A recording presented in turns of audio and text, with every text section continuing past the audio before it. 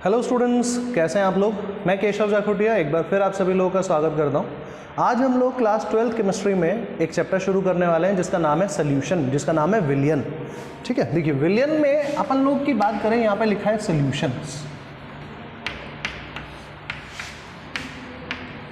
पहली बात तो ये जाने कि कोई भी सोल्यूशन क्या होता है ना।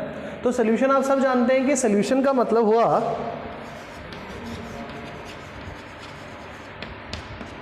इसमें दो चीजें होती हैं, एक होता है विलेय और एक होता है विलायक। यही तो दो चीजें होती हैं, राइट। एक होता है विलेय और एक होता है विलायक।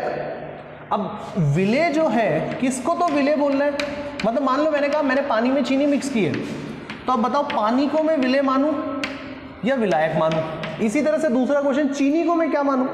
तो पता कैसे चलता है कि कौन सा विलेय है कौन सा विलायक है, ये चीज़ अपन को जाननी है। ठीक है, हम लोग क्लास 12 के हिसाब से बात कर रहे हैं। क्लास 12 में है जो हमारे कोर्स में जो सिलेबस जो हमारे कोर्स में यहाँ पर है, ओरिजिनली ये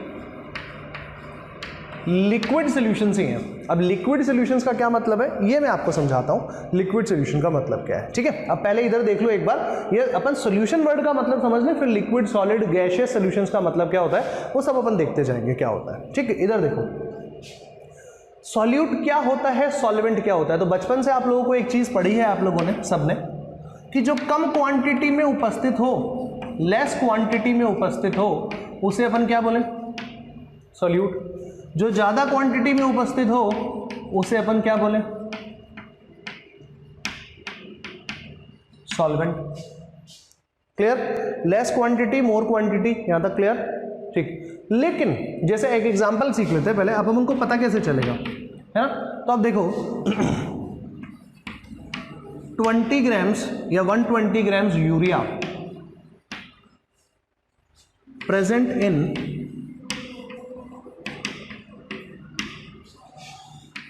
180 ग्राम ऑफ वाटर, ऐसा आपको बोल दिया। तो बताओ कौन सा विलेय है कौन सा विलायक है, कौन सा सोल्यूट है कौन सा सॉल्वेंट है। ठीक, तो अब देखो 120 divided by 60 given mass divided by gram molecular mass is equals to, urea कितना है 2 मोल। इधर देखो given mass divided by gram molecular mass, तो 10 मोल क्या है, H2O है, राइट। यहां पर 2 मोल यूरिया है, यहां पर 10 मोल H2O है। बताओ कम क्वांटिटी में कौन प्रेजेंट है, यूरिया। क्वांटिटी का मतलब हो गया नंबर ऑफ मोल्स। याद रखना ग्राम्स में नहीं देखेंगे, ग्राम्स में देखेंगे। चलो इस क्वेश्चन में तो ग्राम्स में भी फिट हो रहा है, लेकिन ग्राम्स में नहीं देखना है हम लोगों को कि भाई ये कम है ये कम है, आप नंबर ऑफ मोल से इसकी कैलकुलेशन करेंगे। ठीक है, तो ज्यादा क्वांटिटी का मतलब ज्यादा नंबर ऑफ मोल्स होने चाहिए। क्लियर है, ये वो पुरानी डेफिनेशन है जो अपन लोगों को बोली जाती है। अब मैं क्या करता हूं, मैं ऐसा बोल देता हूं कि मेरे पास में 100 ml एल्कोहल है। एल्कोहल का फॉर्मूला हम सब जानते हैं, C2H5OH। ठीक है, और उसको मैंने 100 ml वाटर में मिक्स कर दिया। वाटर का भी फॉर्मूला हम सब जानते हैं ये।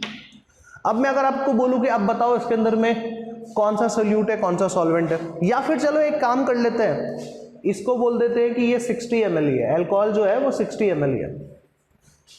तो मैंने कहा मोल से देखो, तो तुम पहले इसको मोल्स में कन्वर्ट करोगे। ठीक है, तो इससे हमको पता चलेगा कि भाई अल्कोहल जो है वो सॉल्यूट हो गया और वाटर जो हो गया वो सॉल्वेंट हो गया। इसका एक शॉर्टकट ट्रिक है, इतनी सारी कैलकुलेशन भी करने की जरूरत नहीं है। देखो हम लोग एक वर्ड जानते हैं जिसे बोलते हैं फिजिकल स्टेट। किसी भी दिए हुए पदार्थ की अपन फिजिकल स्टेट बता सकते हैं क्या, बता सकते हैं। अब देखना जरा, फिजिकल स्टेट बता सकते हैं तो समझो इस बात को, भौतिक अवस्था के बारे में बात हो रही है। बस आपको इसमें दो ही चीज याद रखनी है। हमारे पास सॉल्यूशन में कितनी चीजें होती है, दो, सॉल्यूट और सॉल्वेंट। अगर सॉल्यूट और सॉल्वेंट की फिजिकल स्टेट सेम होती है, सॉल्यूट और सॉल्वेंट की फिजिकल स्टेट सेम होती है, तो आपका ये लेस क्वांटिटी और मोर क्वांटिटी वाला रूल चल जाएगा।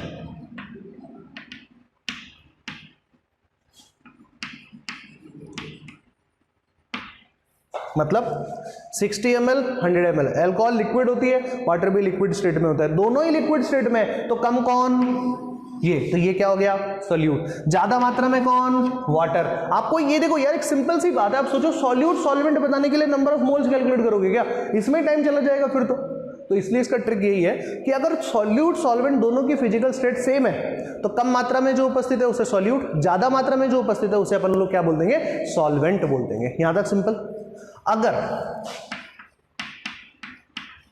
फिजिकल स्टेट अलग अलग आई तो, जैसे यूरिया सॉलिड होता है, पाउडर होता है, वाटर लिक्विड होता है, तो फिजिकल स्टेट अलग अलग हो गई। दूसरा एग्जांपल ले लो, पानी में नमक घोलो, नमक सॉलिड होता है, पानी लिक्विड होता है। पानी में चीनी घोलो, चीनी सॉलिड है, पानी लिक्विड है। तो इस केस में क्या करें फिर, तो जब भी ऐसा हो जाए, जब भी फिजिकल स्टेट डिफरेंट आए, तो हमेशा याद रखना सॉल्यूशन का फाइनल फिजिकल स्टेट क्या है। देखो मैं आपको बताता हूं, बड़ा ही गजब का स्टेटमेंट लिखा है ये यहां पर, ये चीज समझ लो, आप लोगों का लगभग प्रॉब्लम खत्म हो गया।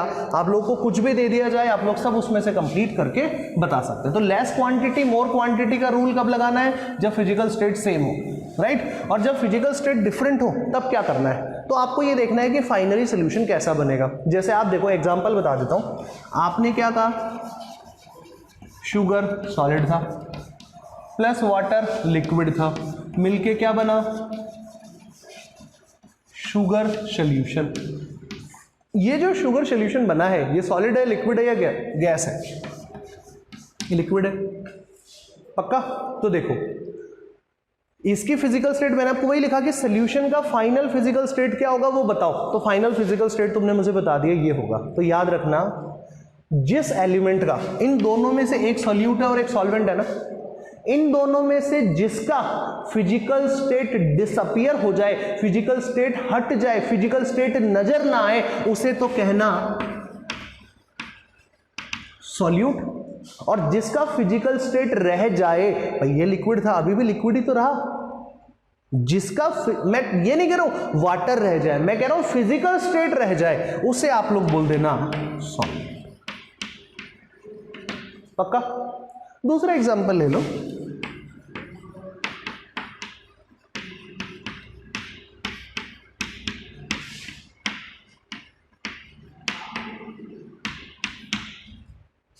एक्वस मतलब लिक्विड ही होता है, ठीक है। मतलब फाइनली सॉलिड और लिक्विड दो चीजें मिक्स की, बट अल्टीमेटली रहा क्या, लिक्विड ही रहा, सॉलिड गायब हो गया, तो जो गायब हो गया उसे सॉल्यूट, और जो रह गया उसे सॉल्वेंट। तो याद रखना, जब भी फिजिकल स्टेट डिफरेंट हो तो हमें क्वांटिटी से लेना देना नहीं है, हम लोग तो बस ये देखेंगे जिसका फिजिकल स्टेट रह जाता है वो सॉल्वेंट, जिसका फिजिकल स्टेट गायब हो जाता है, डिसअपियर हो जाता है, वो सॉल्यूट होता है, राइट। ये इसका एक शॉर्टकट ट्रिक है जो अपन को पता होना चाहिए। फिजिकल स्टेट के बेसिस पे अपन लोग इसको क्लासिफाई कर सकते हैं। बताओ ये बात अपनी क्लियर है या नहीं है, ठीक है। अब यार सॉल्यूशन बनाना है, तो मैंने कहा एक गिलास पानी में मैंने आधा चम्मच चीनी डाला, दूसरे एक गिलास पानी में मैंने 1 चम्मच चीनी डाला, और तीसरे एक गिलास पानी में मैंने 2 चम्मच चीनी डाली। तो इसका मतलब क्या हुआ, 3 गिलास में मैंने चीनी डाली और तीनों ही गिलास से मुझे मिल क्या रहा है, शुगर सॉल्यूशन मिल रहा है। अभी जो शुगर सॉल्यूशन आपको मिल रहा है, क्या तीनों की स्वीटनेस सेम होगी क्या, नहीं, तीनों की स्वीटनेस अलग अलग, स्वीटनेस अलग अलग, मेरी बात समझना, तीनों की स्वीटनेस अलग अलग, तो तीनों पे अलग अलग लेबल लगना चाहिए ना, कि भाई ये कम मीठे वाला है, ये थोड़ा ज्यादा है, इसमें सबसे ज्यादा मीठा है। तो ये जो लेबल है वो केमिस्ट्री के पॉइंट से कैसे लगाएंगे, केमिस्ट्री में कैसे उसको कर सकते हैं, तो उसको अपन लोग बोलते हैं कंसंट्रेशन टर्म्स, उसको बोलते हैं। लेकिन कंसंट्रेशन टर्म्स पे जाने से पहले अपन लोग इस वर्ड का मतलब तो जान लें, इसका मतलब क्या है, क्योंकि देखो अब तुमको सोल्यूशन पता हो गया, सोल्यूशन में दो चीजें होती है, एक होती है सॉल्यूट, एक होता है सॉल्वेंट, ये तुमको पता चल गया, ठीक है। हाँ, अब बोलो तुम्हारे दिमाग में 1-2 क्वेश्चन और भी आ सकते हैं, जैसे सर कोई जरूरी है पानी में चीनी मिक्स करें, पानी में चीनी और नमक दोनों एक साथ मिक्स कर दें तो क्या होगा।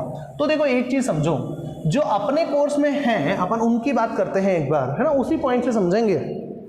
जैसे सॉल्यूट है और सॉल्वेंट है, सॉल्वेंट तो फिक्स है, आप कितने केस बना लो सॉल्वेंट हमेशा एक ही रखना है, ठीक है। अगर आपने एक सॉल्यूट रखा, एक सॉल्यूट एक सॉल्वेंट मिला के किस टाइप का सोल्यूशन बन गया, बाइनरी, हिंदी में भी बाइनरी बोलता है इसको, ठीक है। एक सॉल्वेंट दो सॉल्यूट, जैसे अभी आपने क्या बोला, नमक और चीनी मिक्स कर दो और पानी के अंदर में मिक्स कर दो, तो यहां पर क्या हो जाएगा, ये टर्नरी सॉल्यूशन, तृतीयक विलयन, है ना, तीन चीजें हो गई तो तृतीयक हो गया।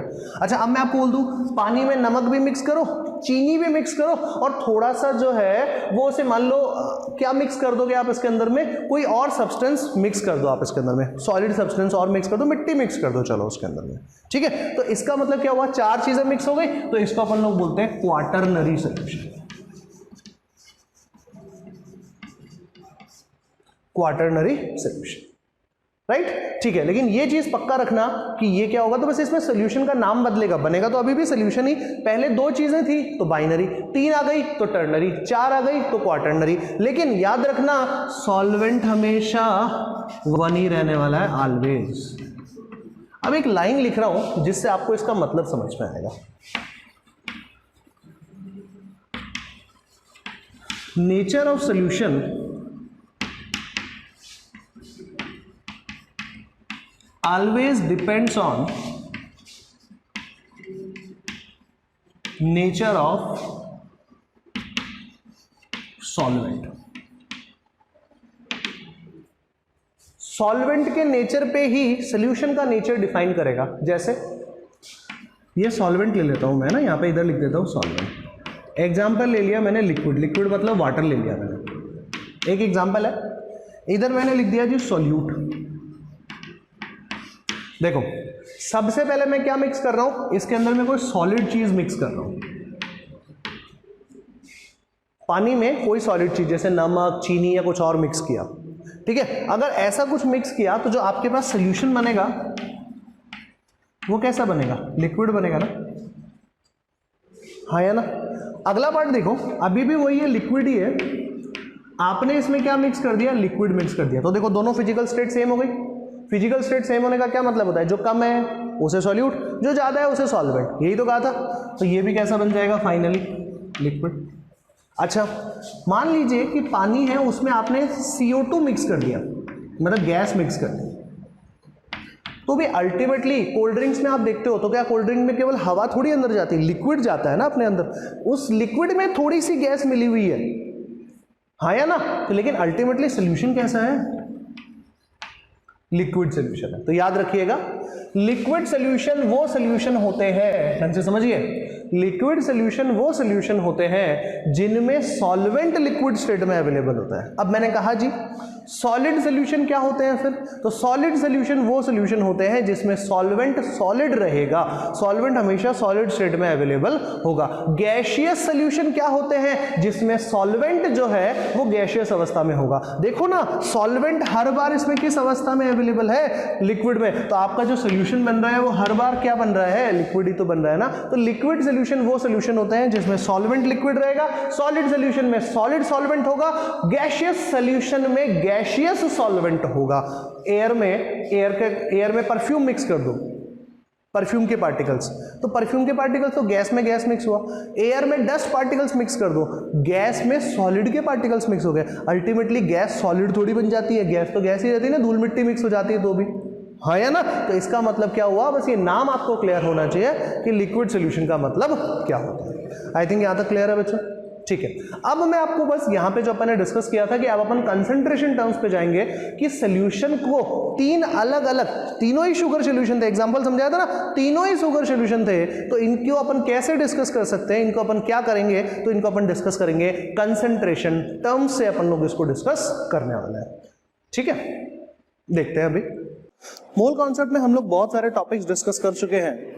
अगर आप लोग बहुत ही केयरफुली एग्जामिन करें कि हम इतने सारे टॉपिक्स को मोल कॉन्सेप्ट में क्यों पढ़ रहे हैं, तो आप इसको इस तरह से समझ सकते हैं कि mole concept is itself a very small topic, but इसकी एप्लीकेशंस कहां कहां पर हो सकती हैं, वो सारे के सारे टॉपिक्स भी हम इसी चैप्टर में पढ़ रहे हैं। तो आज अपन लोग इसका एक लास्ट टॉपिक डिस्कस कर रहे हैं कि मोल कॉन्सेप्ट की लास्ट एप्लीकेशन कहां पे हो सकती है एज पर आवर सिलेबस, तो वो है कंसंट्रेशन टर्म्स। पहले तो ये जाने कि कंसंट्रेशन टर्म्स का मतलब क्या होता है, या फिर ये कंसंट्रेशन वर्ड आया कहां से, ये चीज ही कहां से। कंसंट्रेशन का मतलब अगर हिंदी में देखें तो इसका मतलब होता है सांद्रता।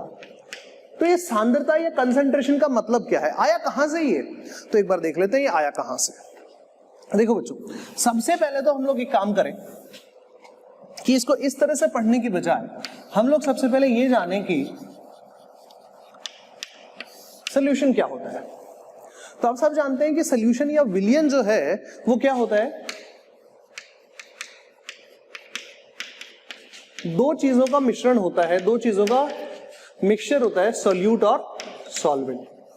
सोल्यूट को हिंदी में बोलते हैं विलेय और सॉल्वेंट को हिंदी में बोलते हैं अपन लोग विलायक। इन दो चीजों का मिश्रण होता है। पक्का? अब देखो, दो चीजों का मिश्रण होता है तो हमें कैसे पता चलेगा कि कौन सा विलेय है कौन सा विलायक है?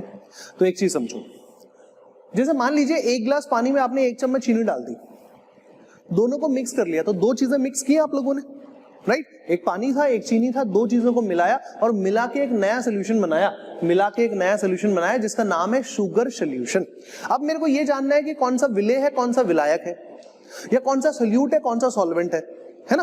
तो देखो, जनरल डेफिनेशन है, जनरल वो ये बोला जाता है कि सोल्यूट वो होता है जो क्या होता है, लेस क्वांटिटी में प्रेजेंट होता है, कम मात्रा में प्रेजेंट होता है ना? ये चीज बोली जाती है, ठीक। और सॉल्वेंट क्या होता है, जो ज्यादा क्वांटिटी में प्रेजेंट होता है, मोर क्वांटिटी में प्रेजेंट है, ठीक है। अब उल्टा कर लो, जैसे मैंने क्या बोला था, 1 गिलास पानी में 1 चम्मच चीनी डालिए, मैं बोलता हूं जी मेरे पास में 1 गिलास चीनी है और 1 चम्मच पानी है। अब बताओ, तो इस केस के अंदर में आप लोगों का कॉन्सेप्ट ही बदल गया। तो देखो, पहले अपन इसका मतलब समझ लें एक बार, इन दोनों वर्ड का मतलब क्या होता है। ये less quantity more quantity general term है, लेकिन इसके एक्सेप्शन हम ही बना के बता सकते हैं कि इसके एक्सेप्शंस क्या होंगे, राइट? तो अब आप इधर देखिए, यहाँ पे कॉन्सेप्ट क्या है, देखिए, सॉल्यूट वो होता है जो विलेय में घुलनशील होता है, that is soluble in solvent. जो विलेय में, सॉरी एक टर्म गलत लिख दिया, उसको एक बार सही कर लेते हैं। जो विलायक में घुलनशील होता है ना, मतलब आसान भाषा में बोले सर फिर वही कंफ्यूजन हो गई, विलेय पता चल जाए तो आप ऑटोमेटिकली हमें विलायक भी तो पता चल जाएगा ना। कंफ्यूज मत होइए, कौन घुल जाता है, इसका आसान ट्रिक है लॉस इन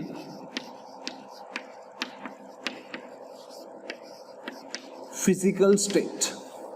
जैसे देखो, पानी में चीनी मिक्स करते हो, अब एक बार क्वांटिटी भूल जाओ, पानी में चीनी मिक्स करोगे तो हर बार चाहे किसी की भी क्वांटिटी ज्यादा हो किसी की भी क्वांटिटी कम हो, किसकी फिजिकल स्टेट खत्म हो जाएगी, चीनी की। चीनी के पार्टिकल्स कैसे होते हैं शुरुआती तौर पे, सॉलिड, वो किस में परिवर्तित हो जाएंगे, लिक्विड स्टेट में परिवर्तित हो जाएंगे। चीनी के पार्टिकल बाद में दिखेंगे तो नहीं ना, सॉलिड फॉर्म में तो नहीं दिखेंगे ना। तो इसका मतलब किसकी फिजिकल स्टेट में लॉस हो गया, किसकी फिजिकल स्टेट खत्म हो गई, सोल्यूट की फिजिकल स्टेट खत्म हो गई। बात समझ में आया? अब चाहे चीनी ज्यादा हो चाहे कम हो चाहे कुछ भी हो, हमेशा याद रखना है कि हमेशा और हमेशा क्या होता है, जिसका फिजिकल स्टेट में लॉस हो जाए उसे अपन लोग क्या बोलेंगे, सोल्यूट बोलेंगे। पक्का? ये रूल कब काम करेगा, ये रूल काम करेगा जब सॉल्यूट और सॉल्वेंट दोनों की फिजिकल स्टेट में चेंज हो, दोनों की फिजिकल स्टेट में चेंज हो। जैसे चीनी की स्टेट में थी सॉलिड स्टेट में, लिक्विड वाटर के स्टेट में था लिक्विड स्टेट के अंदर में था, ठीक है। अब एक और एग्जांपल ले लो जी, यहां पर एक एग्जांपल है मेरे पास में H2O प्लस एल्कोहल। अब इस केस में तो दोनों ही लिक्विड होते हैं, ठीक है। तो बताओ अब यहां पे कौन सा रूल लगेगा, तो याद रखना जब भी फिजिकल स्टेट सेम होती है, अब मैं ये जानना चाह रहा हूं कि ये सॉल्यूट है या फिर ये सॉल्यूट है, राइट ना। तो अगर ऐसा कुछ केस आ जाए जहां पर फिजिकल स्टेट सेम हो, मतलब दोनों ही लिक्विड है या दोनों ही सॉलिड है या दोनों ही गैस है, तो वहां पर आप ये वाला रूल लगा देना कि जिसकी क्वांटिटी कम वो सॉल्यूट, जिसकी क्वांटिटी ज्यादा वो हमारे पास यहाँ पे क्या हो जाएगा, सॉल्वेंट हो जाएगा। तो मान लीजिए कि ये मेरे पास में दे रखा है 50 ml और ये मेरे पास में दे रखा है मान लीजिए 100 ml, तो ये तो क्या हो गया, विलायक। इसको क्या बोलेंगे इंग्लिश में, सॉल्वेंट बोलेंगे, और इसे अपन लोग क्या बोलेंगे, ये हो जाएगा अपना सॉल्यूट। तो देखिए सबसे पहली बात तो अपन लोगों को ये चीज समझ में आना चाहिए, और एक मोस्ट इंपॉर्टेंट पॉइंट से अगर अपन शुरू करें यहां पर कि देखिए ये जो है ये सोल्यूशन में भी काम में आता है। यही सेम कॉन्सेप्ट हम लोग सोल्यूशन, देखो पूरा टॉपिक हमारा सोल्यूशन वाला ही तो है, इसमें भी अपन लोग इसको डिस्कस कर सकते हैं, राइट। अब देखिए यहां तक का पार्ट समझ में आ गया कि ज्यादा क्वांटिटी कम क्वांटिटी वाला रूल कब लगाना है, जब दोनों की फिजिकल स्टेट कैसी हो, सेम हो। जब दोनों की फिजिकल स्टेट अलग अलग हो तो कौन सा रूल लगाना है, हम लोगों को रूल लगाना है कि जिसके फिजिकल स्टेट में लॉस हो जाए, फाइनली सोल्यूशन बनने के बाद जिसकी फिजिकल स्टेट ना दिखे, वो हम लोगों को बात करनी है, राइट। आप जैसे आप देखो, कोल्ड ड्रिंक अगर आप लोग बनाते हो, ढंग से सुनना, कोल्ड ड्रिंक बनानी है, ये कंपनी बनाती है, आप नहीं बनाते तो कंपनी बनाती होगी, है ना।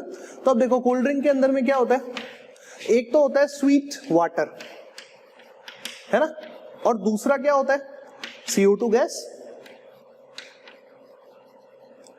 अब मुझे नहीं पता इसमें से कौन सा सोल्यूट है कौन सा सॉल्वेंट है, लेकिन ये पक्का है कि स्वीट वाटर लिक्विड स्टेट में, CO2 गैसियस स्टेट में, दोनों के फिजिकल स्टेट में फर्क है।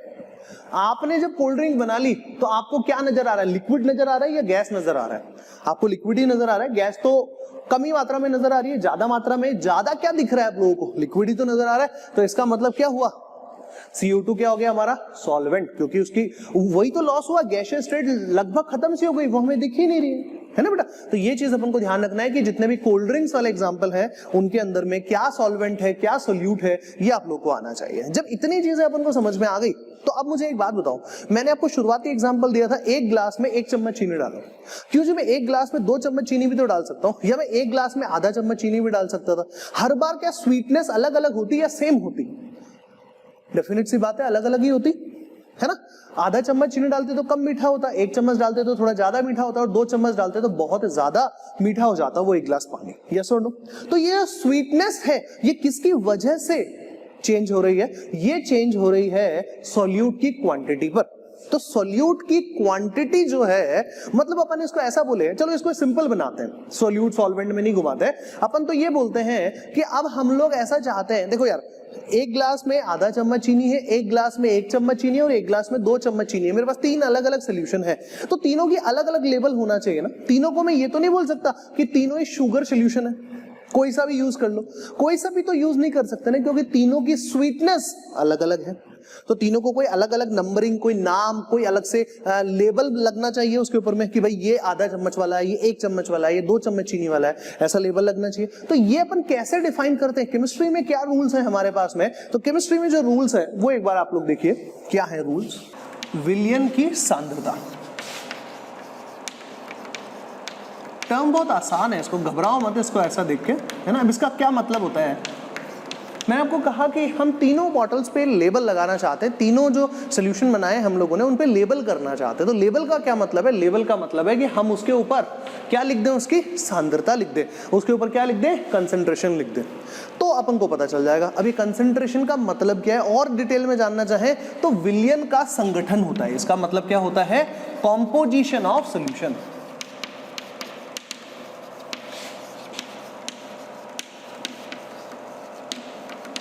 और विलियन का संगठन का मतलब होता है जी 50% ये अवेलेबल है, 20% ये अवेलेबल है, या फिर 5 मोल ये अवेलेबल है, 10 मोल ये अवेलेबल है। ऐसी कुछ कैलकुलेशन हमारे सामने आ जाए तो हम बोल सकते हैं कि हाँ ये चीज जो है ये कम चीनी वाला है, ये थोड़ा ज्यादा चीनी वाला है, और उसमें बहुत ज्यादा चीनी अवेलेबल है। अगर ऐसी कोई कंसंट्रेशन या ऐसी कोई संगठन समझाने वाली चीज अगर हमारे को मिल जाए तो हम लोग इसको कैलकुलेट कर सकते हैं, राइट। अब देखिए बहुत सारी टर्म्स है कंसंट्रेशन की, तो देखते हैं कैसे।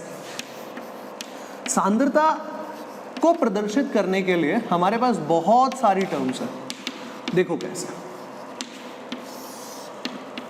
सबसे पहली चीज मोलैरिटी, मोलरता बोलते हैं बेटा जी इसको।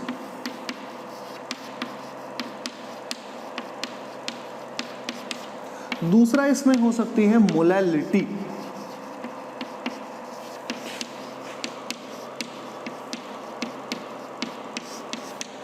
तीसरा हमारे सामने हो सकता है मोल फ्रैक्शन,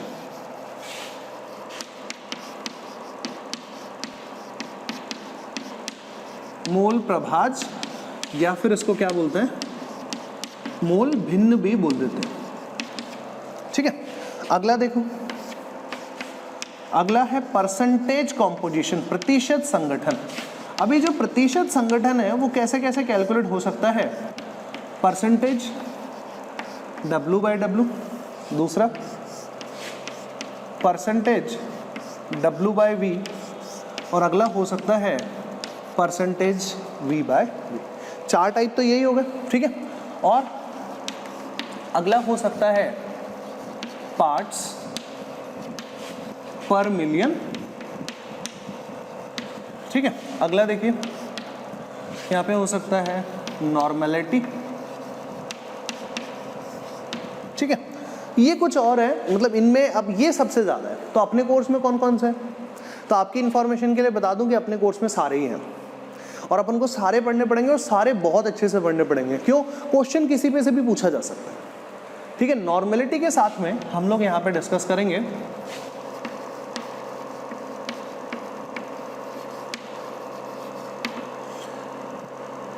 इक्विवेलेंट, तुल्यांक का कॉन्सेप्ट जो है वो भी अपन लोग यहाँ पे डिस्कस करेंगे। एक बहुत इंपॉर्टेंट बात है, मैंने आप लोग को ध्यान था, आप लोगों को अगर मालूम है तो मैंने एक चीज़ बताई थी आप लोगों को कि अगर हम लोग स्टोइकियोमेट्री करते हैं तो वहाँ एक ही कंडीशन है, इक्वेशन कैसी होनी चाहिए, बैलेंस्ड।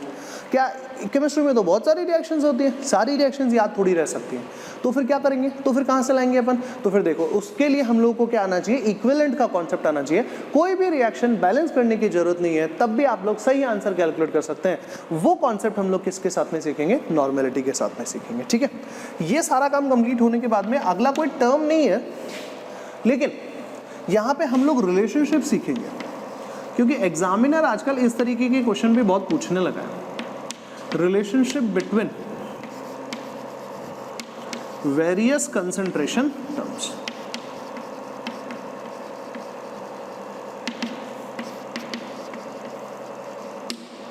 बहुत सारी कंसंट्रेशन टर्म्स के बीच में रिलेशनशिप, ये बहुत इंपॉर्टेंट होगा। क्यों, क्योंकि इसमें सारे फॉर्मूला ही फॉर्मूला होंगे, और जब सारे फॉर्मूला होंगे तो हर डायरेक्ट आप देखेंगे, अभी तो अपन पढ़ेंगे जब तो बहुत डिटेल में जाएंगे, लेकिन जब अपन क्वेश्चंस करने पे लगेंगे तब हम लोग को इतना डिटेल पे नहीं आना, तब हम लोग को सिर्फ कॉन्सेप्ट पे फोकस करना होगा, राइट, ठीक है। तो चलिए यहाँ तक मेरे हिसाब से आप लोग का काम कंप्लीट हो गया, यहाँ तक आगे बढ़ सकते हैं। फिर उसके बाद में यहाँ तक पूरा करेंगे, उसके बाद ये रिलेशनशिप पे आएंगे, ठीक। सबसे पहला टॉपिक अभी जो अपन लोग करने वाले हैं वो है मोलरता। करें शुरू, ठीक।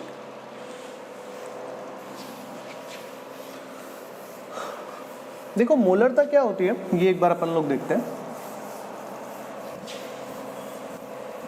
यह एक सांद्रता की इकाई है ना। मैं दोनों में आप लोगों को यहाँ पे डेफिनेशन लिख के दूंगा, तो हिंदी और इंग्लिश जो भी आपका मीडियम है, आप इसके करस्पॉन्डिंगली अपनी कॉपी में वो डेफिनेशन जो है वो नोट कर लें।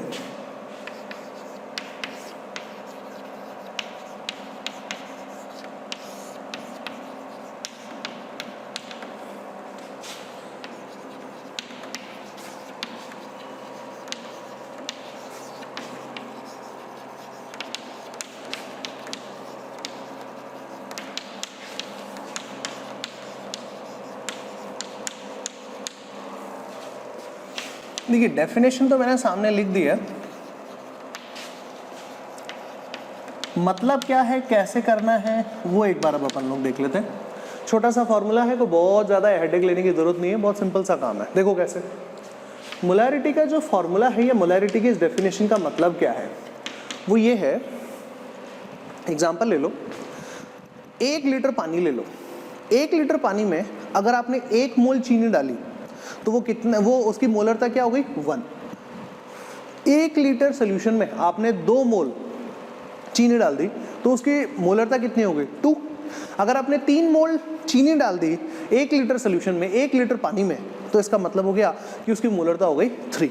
यही हुआ ना इसका मतलब। तो इसका मतलब यहाँ पे आप देखिए कि मोलैरिटी का फॉर्मूला क्या बनेगा, number of moles of solute, विलेय के मोल की संख्या divided by volume of solution, है ना। हिंदी में लिखो, विलेय के मोल डिवाइडेड बाय विलियन का आयतन, ठीक है। एक चीज याद रखना, ये हो गया आपका लीटर के अंदर में, हमेशा आयतन लीटर में ही रखना है अपन को, ठीक है। और ये विलेय के मोल है तो इनकी संख्या होती है, तो अपन लोग क्या बोलते हैं, मोल, 5 मोल, 10 मोल, 20 मोल, तो उसकी यूनिट क्या होगा यहाँ पर, मोल। तो अगर अपन को पूछा जाए कि मोलरता की यूनिट क्या होती है, तो अपन लोग इसकी यूनिट या इकाई क्या लिख देंगे, मोल पर लीटर। और इसको शॉर्ट फॉर्म में क्या लिखा जाता है, कैपिटल एम भी लिखा जाता है, याद रखना। कैपिटल एम से भी लिख सकते हैं या फिर हम मोल पर लीटर भी लिख सकते हैं, दोनों तरीके से इसको लिखा जा सकता है। हिंदी में अगर डेफिनेशन देखें तो क्या बोल सकते हैं, 1 लीटर विलियन में उपस्थित विलेय के मोल की संख्या को मोलरता कहा जाता है। यही चीज है, देखिए बिल्कुल, 1 लीटर विलियन में उपस्थित विलय के मोल की संख्या को मोलरता कहा जाता है। बिल्कुल सिंपल डेफिनेशन है, कोई नया नहीं है। अपने लिए काम की चीज क्या है? अपने लिए काम की चीज है ये फॉर्मूला। इस फॉर्मूला को अपन लोगों को याद रखना है, बस ये फॉर्मूला ही आना चाहिए। अब देखिए, आप लोगों को नंबर ऑफ मोल्स कैलकुलेट करना आता है क्या? आता है नंबर ऑफ मोल्स कैलकुलेट करना? तो नंबर ऑफ मोल्स आएगा तो अपना काम बहुत आसान हो जाएगा। यहां पे देखो, मोलैरिटी इज इक्वल्स टू, अब देखो अपन को सॉल्यूट और सॉल्वेंट अपन दो चीजें सीख चुके हैं ना, तो अपन एक टर्मिनोलॉजी यूज कर लेते हैं। यहां पर अपन लोग मान लेते हैं ना, अपन लोग यहां पे मान लेते हैं, लेट अपन सॉल्यूट की जब भी बात करेंगे तो उसको बी से रिप्रेजेंट करेंगे, और सॉल्वेंट की जब भी बात करेंगे, विलायक की जब भी बात करेंगे तो उसे कैपिटल ए से बात करेंगे। ठीक है, अब देखो एक बार मैं समझा देता हूं क्या है भाई। WB MB, WA MA, क्या मतलब है इसका वो अपन देख लेते हैं। देखो, WB मतलब गिवन मास, W से अपन हमेशा गिवन मास लिखेंगे, यहां पर भी क्या होगा? गिवन मास, लेकिन किसका? सॉल्यूट का। ठीक है, यहां पर क्या हो गया? Molar mass. मोलर मास किसका? सॉल्यूट का। ठीक, इधर देखो गिवन मास किसका? सॉल्वेंट का। ठीक है, और मोलर मास किसका? सॉल्वेंट का। ए से किसको निकला है अपन लोगों को? विलायक को। ठीक है, सब कुछ ही ग्राम्स में है, ध्यान रखना बस, क्योंकि मास यहाँ पे अपन को जनरली किस में गिवन होता है? ग्राम्स में गिवन होता है। पक्का? अब मुझे एक बात बताओ, आपके पास ये क्या है? विलय के मोल। विलय के मोल कैसे निकलते हैं? Given mass divided by gram molecular मास, या फिर मोलर मास, ऐसा ही तो बोलते हैं। तो देखो यहां पर क्या हो गया? दिया गया भार डिवाइडेड बाय ग्राम परमाणु भार या ग्राम अणु भार, वो कितना हो गया? MB, यही हो गया, डिवाइडेड बाय वॉल्यूम। अब देखो हम सब जानते हैं यार, ज्यादातर टाइम पे क्वेश्चन में एग्जामिनर क्या चीज बोलेगा आपको? ये वॉल्यूम हमेशा किस में देगा?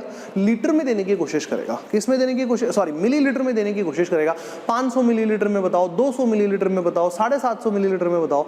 तो अगर ये मिलीलीटर में गिवन है, हमको किस में चाहिए?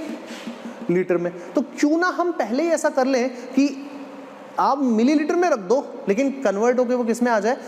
लीटर में आ जाए। तो अपन एक काम करते हैं, अगर ये मिलीलीटर में रखना है तो मिलीलीटर को लीटर में परिवर्तित करने के लिए क्या करते हैं अपन लोग? 1000 से भाग देते हैं। तो यहाँ पर ये अब आप किस में रख लो? मिलीलीटर में। यहाँ पे आप 1000 से जब भाग दोगे तो क्या होगा वो देखना, ये मेन डिवाइड है, इससे देखना। ये फॉर्मूला कुछ ऐसा नहीं बन जाएगा क्या? WB अपॉन में MB, इधर हो गया वॉल्यूम इन मिलीलीटर्स, इधर हो जाएगा अपना 1000। ये हो गया आपका मोलैरिटी का दूसरा फॉर्मूला। मतलब देखो सेम चीज है, बस यहां पे अपन ने number of moles of solute लिख रखा था, मैंने इसको मैथमेटिक्स के टर्म्स में इसको कन्वर्ट कर दिया। यहां तक आपको समझ में आया? देखिए हर पार्ट के साथ अपन काफी फॉर्मूलाज पढ़ेंगे, तो इसलिए अब इसको कंफ्यूजन नहीं होना चाहिए, अपन को आना चाहिए ये सब चीजें। ठीक है, आगे बढ़ते हैं। अब देखो एक बात बताओ, घनत्व का क्या फॉर्मूला होता है? डेंसिटी का क्या फॉर्मूला होता है? तो डेंसिटी का फॉर्मूला होता है, अब आपको यहाँ देखना है डेंसिटी किसकी रखनी है ना? एक काम करते हैं, चलो एक काम करते हैं, पहले आप लोगों को एक दो क्वेश्चन करवा देते हैं, क्योंकि अभी मैं सिर्फ डायरेक्ट बहुत सारे फॉर्मूला मैं आपको बता दूंगा, तो फिर यही नहीं पता चलेगा कौन सा फॉर्मूला कब लगाना है ना? तो एक सिंपल से क्वेश्चंस करते हैं अपन लोग। पहले क्वेश्चंस देख लेते हैं यहाँ पर। प्रैक्टिस एक्सरसाइज क्वेश्चन नंबर 1 अपन लोग क्वेश्चन कर लेते हैं, क्वेश्चन से अपन को चीजें अच्छे से समझ में आ जाएंगी। देखिए क्वेश्चन लिख रहा हूं यहाँ पर, कैलकुलेट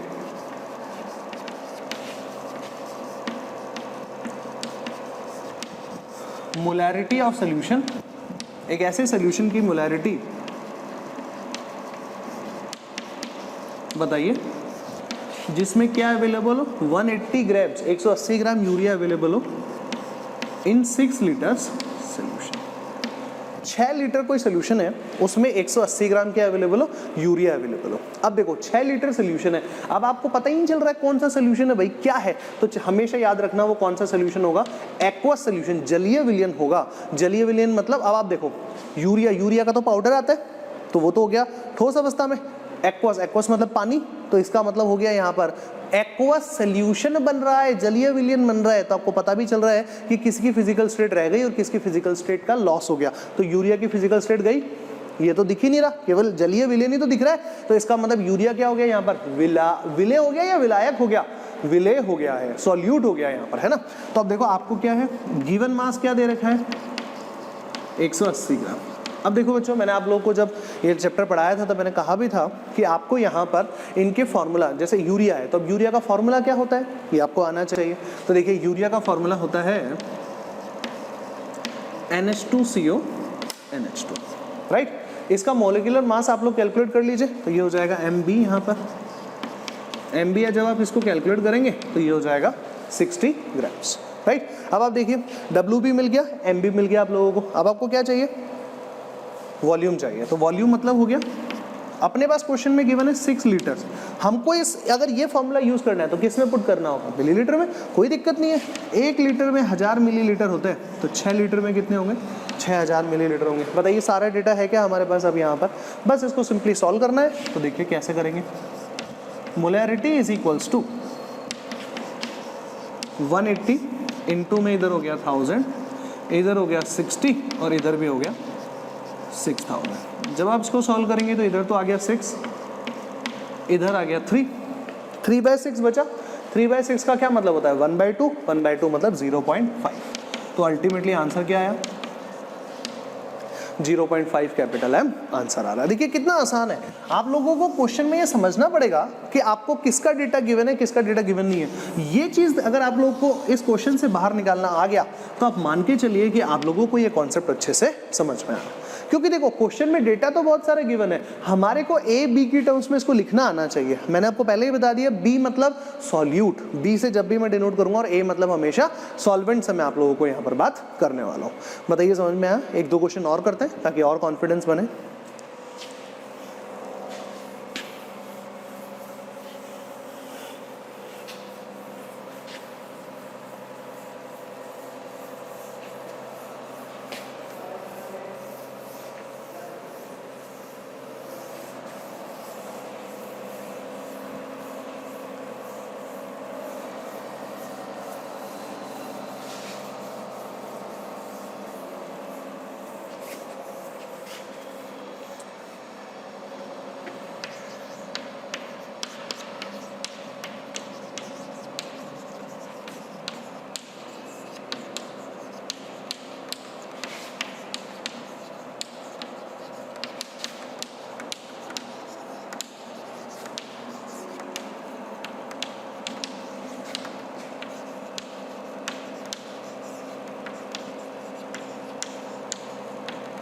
देखो जी क्वेश्चन में क्या लिखा है, find the mass of H2SO4। H2SO4 का भार बताइए, किस में बताएं, 200 मिलीलीटर सोल्यूशन में बताना है। 200 मिलीलीटर किसका, पानी का, किसका, कैसे पता चलेगा, तो 200 मिलीलीटर इसका। H2SO4 का कोई विलयन है जिसकी मोलरता कितनी दे रखी है आपको, 2.5 capital M।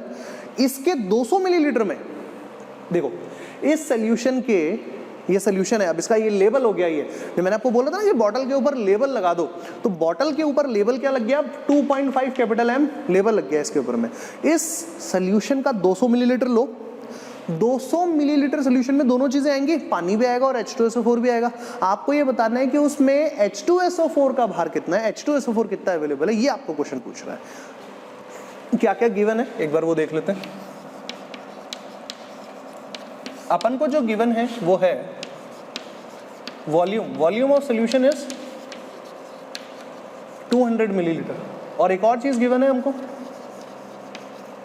Molarity. Molarity given है, इसका मतलब ये हो गया 2.5 कैपिटल M। एक और चीज भी तो गिवन है, H2SO4। तो H2SO4 का मोलर मास नहीं निकाल सकते क्या आप लोग, molar mass of H2SO4 is 98 grams. Hydrogen का कितना होता है 1, 2 हाइड्रोजन है इसलिए कितना हो जाएगा 2। सल्फर का कितना होगा 32, ऑक्सीजन का कितना होता है 16, 4 ऑक्सीजन है इसलिए कितना हो जाएगा 64। सबको जोड़ दीजिए, कितना आ गया 98 ग्राम्स आ गया, राइट। ये आपको गिवन है। अब आपसे पूछा क्या है, WB पूछा है ना बेटा, आ गया समझ में। देखो कितना आसान काम है, आप देखो molarity is equals to WB into में 1000 डिवाइडेड बाय 98 इंटू में 200 ml। बताइए यही तो है सारा data, WB upon MB into में भी ऊपर आ जाता है 1000 और यहाँ पे आ जाती है मोलर था, यही तो आता है। ये कितना हो गया ये 5 टाइम्स कट गया। यहाँ से जब आप इसको सॉल्व करेंगे ये 2 टाइम्स कट जाएगा, ठीक है।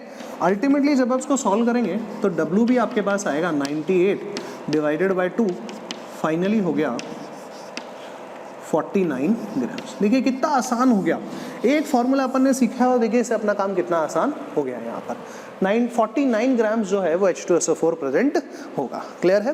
कुछ और क्वेश्चंस की तरफ बढ़ते हैं। क्वेश्चन में एक छोटा सा चेंज है, देखो क्वेश्चन में चेंज क्या है, 120 ग्राम यूरिया प्रेजेंट है किसमें, 1 लीटर पानी में। अब 1 लीटर सोल्यूशन नहीं है, 1 लीटर सोल्यूशन बोलता तो 1 लीटर विलियन, विलियन में तो दोनों चीजें आती है, विलय और विलायक। ये क्या है, ये तो सिर्फ सॉल्वेंट है ना, सोल्यूशन तो नहीं है ना, विलायक है ना ये तो इसका मतलब अब अपने को क्या चाहिए, विलियन का आयतन चाहिए, विलायक का आयतन नहीं चाहिए, विलियन का आयतन चाहिए। वो कैसे निकाले देखते हैं एक बार। तो देखो इसको करना है अपन लोग, पहले एक बार कॉन्सेप्ट समझ लो, बहुत आसान सा पार्ट है। अपन लोगों को मोलैरिटी कैलकुलेट करनी है, तो मोलैरिटी का देखो सिंपल फॉर्मूला देखो, विलेय के मोल, हिंदी में लिख रहा हूँ, number of moles of solute. तो विलेय के मोल निकालना कोई बहुत बड़ी बात नहीं है, क्योंकि विलेय दे रखा है आपको क्या है, उसके दिया गया भार है, ग्राम परमाणु भार या ग्राम अणु भार निकाल सकते हो, मोल की संख्या निकल जाएगी। डिवाइडेड बाय क्या चाहिए, विलियन का आयतन चाहिए। तो विलियन का आयतन कैसे निकाला जाए, बस ये अगर अपन को समझ में आ गया तो अपना काम हो जाएगा क्या। तो देखो ये कैसे कैलकुलेट करते हैं, एक बार यहां पे इसी चीज को फोकस करना है। और ये क्वेश्चन आया हुआ है IIT 1998 के अंदर में, बहुत आसान सा लग रहा है अपन को, है ना, लेकिन इसमें थोड़ी सी कैलकुलेशन होगी ज्यादा, थोड़ी सी कैलकुलेशन देखते हैं क्या है। ठीक, अब आप सब लोग जानते हो डेंसिटी का फॉर्मूला होता है मास बाय वॉल्यूम, द्रव्यमान बटे आयतन बराबर घनत्व। अब अपन लोग यहाँ पे डेंसिटी कैलकुलेट किसकी कर रहे हैं, डेंसिटी कैलकुलेट कर रहे हैं, मेरी बात सुनना, डेंसिटी कैलकुलेट कर रहे हैं वाटर की, वाटर के लिए कैलकुलेट कर रहे हैं। अभी समझ में आएगा क्यों, अभी 1 मिनट में क्लियर हो जाएगा, वेट करो। देखो कैसे ये हम लोग कैलकुलेट कर रहे हैं, किसके लिए, वाटर के लिए। तो यहाँ पर मास भी किसका आएगा, वाटर का ही आएगा, है ना, और यहाँ पे वॉल्यूम भी किसका आएगा, वाटर का ही आएगा। क्लियर है क्या। और ये जो मास होता है ये कौन सा होता है, ये गिवन मास होता है, याद रखना इस चीज का, ठीक है, ये हमेशा गिवन मास होता है। तो अब देखो वाटर की डेंसिटी अपन को कितनी दे रखी है, 1, ये हो गया, आप सिंपल लिखो mass of H2O divided by volume, कितना है भाई, वॉल्यूम है 1। अब आपको डेंसिटी किसमें गिवन है भाई, ग्राम पर ml में। तो अगर ये ग्राम में है, ये ग्राम पर मिलीलीटर में है, तो यहाँ पर जो आयतन आना चाहिए वो भी कितना आना चाहिए हमारे पास में, वो भी मिलीलीटर के हिसाब से ही आना चाहिए, है ना। तो देखो आप जब इसको सॉल्व करोगे तो यहाँ पर ये आ जाएगा 1000 मिलीलीटर। अब तो सही है, राइट। ये 1 लीटर था, नहीं आ रहा समझ में भाई, 1 लीटर था, मुझे लीटर नहीं चाहिए, मुझे क्या चाहिए, मिलीलीटर में चाहिए। तो 1 लीटर में कितने मिलीलीटर होते हैं, 1000 मिलीलीटर होते हैं ना, ये मैंने लिख दिया 1000 मिलीलीटर। और ये क्या है, ग्राम प्रति मिलीलीटर। अब क्या करूं, इन दोनों को मल्टीप्लाई कर लेता हूं, तो अल्टीमेटली मेरे पास में मास ऑफ वाटर कितना आ जाएगा, 1000 ग्राम आ जाएगा क्या, यस और नो। मास ऑफ वाटर का मतलब मेरे पास में मास ऑफ सॉल्वेंट आ जाएगा क्या, ये बताओ ना आप लोग, पक्का, ठीक है।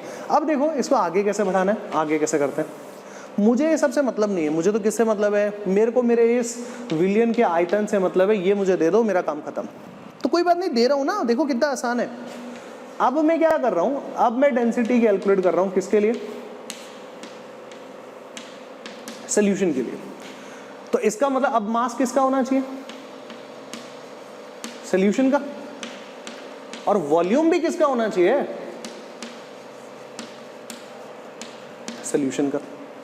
अब चेक कर लेते हैं एक बार कि भाई ये क्या स्टोरी है, कैसे अपन लोगों को कैलकुलेट करना है, कहाँ क्या क्या दे रखा है, क्या नहीं दे रखा, वो भी अपन लोग कैलकुलेट करते हैं, ठीक है।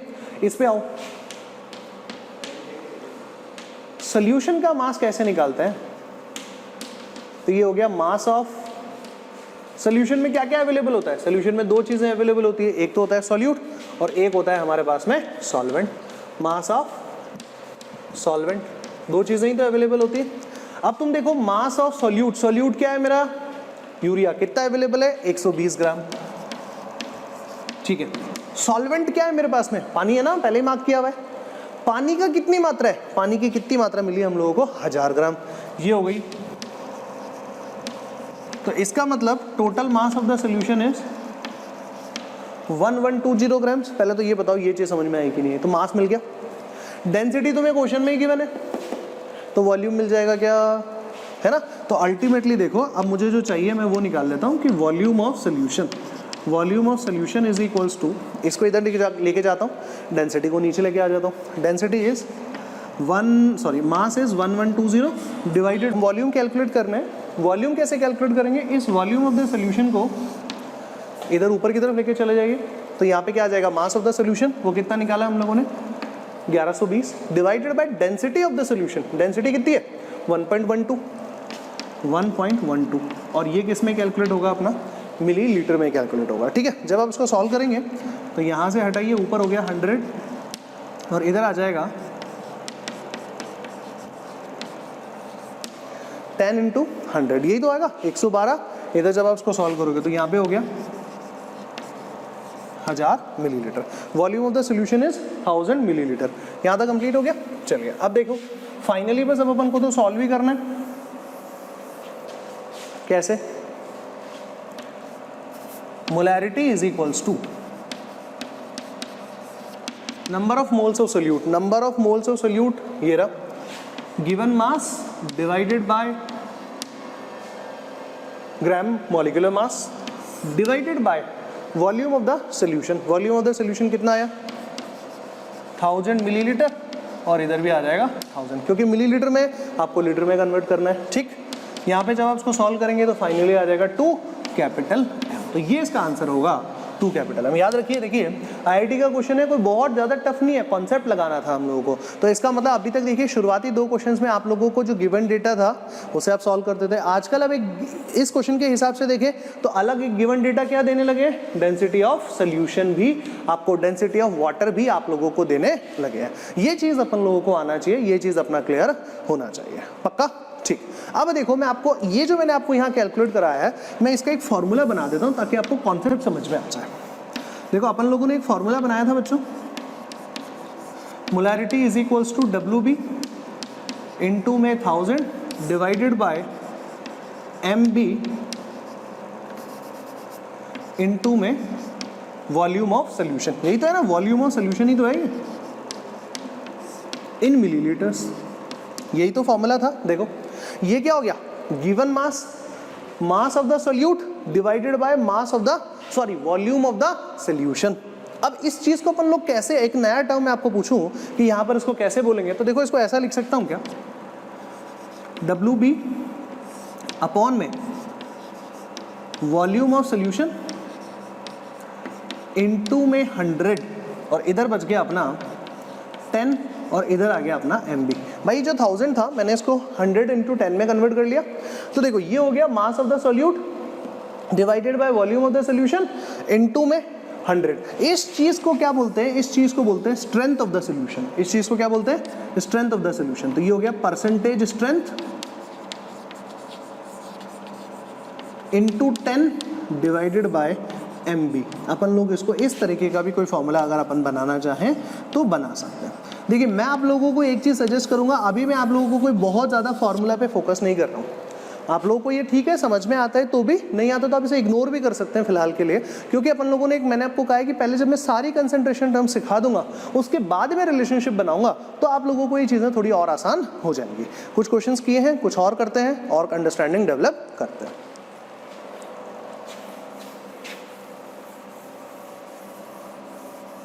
अब एक साथ 2-2 क्वेश्चन करते हैं ताकि अपन को समझ में आया, है ना।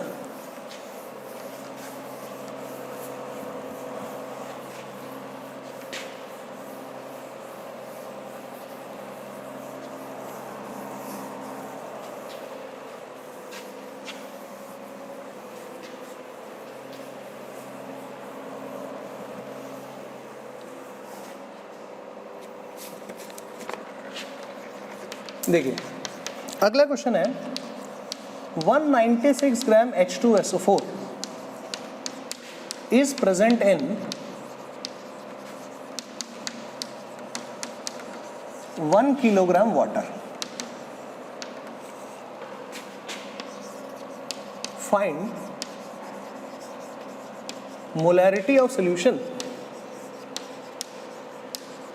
if density of solution is 1.2 ग्राम पर ml. दूसरा क्वेश्चन इधर लिख देता है क्या?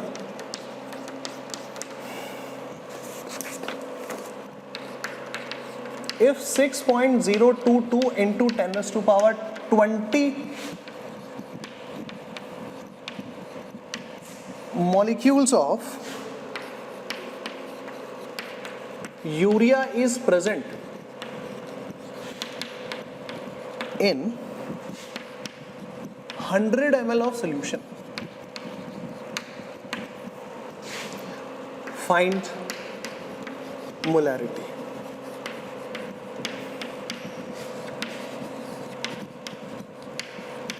चेक करते हैं कैसे किया जाएगा. देखो क्वेश्चन में अगर आप लोग ये क्वेश्चन नंबर 4 को देख रहे हैं तो ये बिल्कुल वैसा ही है जैसा क्वेश्चन नंबर 3 हम लोगों ने किया था. बस 3 में यहाँ पे क्या लिखा हुआ था, 1 लीटर ऑफ वाटर, और इस 1 litre of water volume of solvent को मास ऑफ द सॉल्वेंट में हमने कन्वर्ट कर लिया था. यहाँ पे अपन को क्या दे रखा है, मास ऑफ द सॉल्वेंट ही दे रखा है. चेक करते हैं क्या क्या डेटा है. एक बार ये दे रखा है तो ये क्या चीज है, WB कितना है 196 ग्राम्स. MB कितना होगा 98 ग्राम्स. तो सॉल्यूट के मोल्स कितने हैं, मैंने आपको बोला था कि B मतलब मैं हमेशा सॉल्यूट ही रखूंगा. सॉल्यूट के मोल्स कितने 196 divided by 98 is equals to 2. ये तो खत्म हो गया काम. ठीक, अब आपको क्या चाहिए, मोलैरिटी कैलकुलेट करनी है. तो मोलैरिटी इज इक्वल्स टू विले के मोल मिल गए डिवाइडेड बाय विलियन का आयतन. विलियन का आयतन कैसे निकाला जाए, तो देखिए विलियन का आयतन निकालने के लिए मैं ये वाला फॉर्मूला लगा सकता हूं क्या, volume of solution is equals to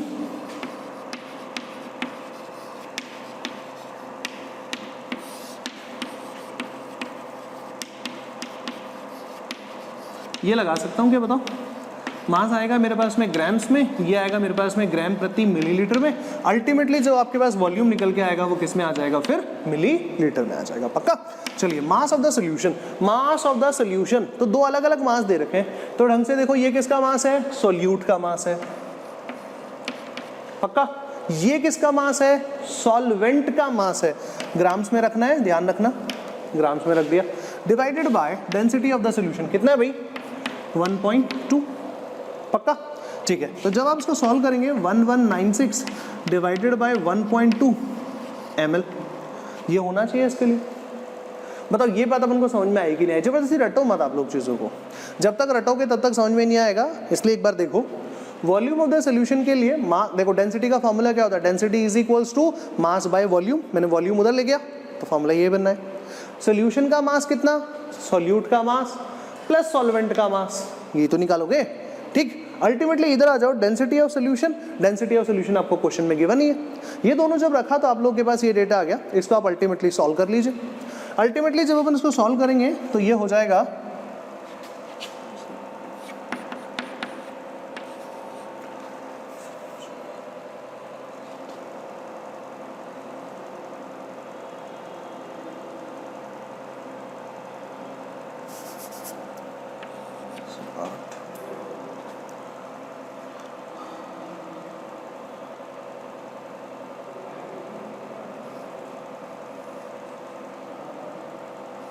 nearly data मान रहा हूं मैं यहाँ पर 990 ml आ रहा है इसका डेटा, है ना. नियरली आ रहा है, वैसे थोड़ा ज़्यादा आएगा. नियरली अपन लोगों ने इसको एज्यूम कर लिया कि ऐसा आ रहा है. ठीक, अब देखिए वॉल्यूम मिल गया, नंबर ऑफ मोल्स मिल गया, मोलैरिटी तो कैलकुलेट हो ही सकती है. Molarity is equals to 2 divided by 990 into में 1000. इसको सॉल्व कर लीजिए, जो आंसर आए वही इसका आंसर हो जाएगा. ठीक है, थोड़ी टर्म आपको ऊपर नीचे दे रखी है इधर उधर से, कोई बात नहीं, तो थोड़ी मैथमेटिक्स लगानी है, उसको सॉल्व कर लेंगे, आंसर आ जाएगा. मैथ्स पे ज़्यादा फोकस नहीं करके कॉन्सेप्ट पे फोकस करना है. ये कॉन्सेप्ट इसमें इंपॉर्टेंट है, ये चीज़ आपको आनी चाहिए. इधर देखिए, इधर कितना आसान है अगला क्वेश्चन. अगला क्वेश्चन देखो, आपको कुछ मॉलिक्यूल्स दे रखे हैं, तो अब हम सब जानते हैं कि नंबर ऑफ मोल्स कैसे कैलकुलेट करते हैं, मॉलिक्यूल्स के टर्म्स में, पार्टिकल्स के टर्म्स में कैसे कैलकुलेट करते हैं, given number of molecules divided by Avogadro number, यही तो करते हैं। तो देखो number of moles of urea, और यूरिया बेसिकली है क्या, सॉल्यूट, तो बी से डिनोट कर दिया मैंने इसको। ये हो गया given number of particles divided by Avogadro number, ये तो हो गया तुम्हारे पास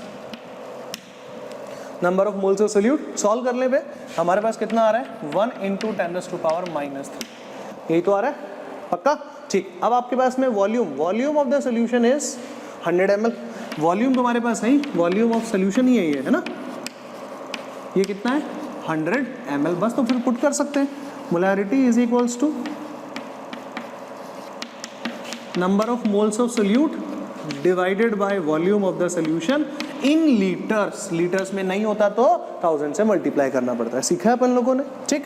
इसको जब आप देखोगे तो ये कितना हो जाएगा, देखो नियरली इसको सॉल्व करोगे तो 0.01 कैपिटल M आंसर आएगा, ये हो गया तुम्हारा मोलैरिटी।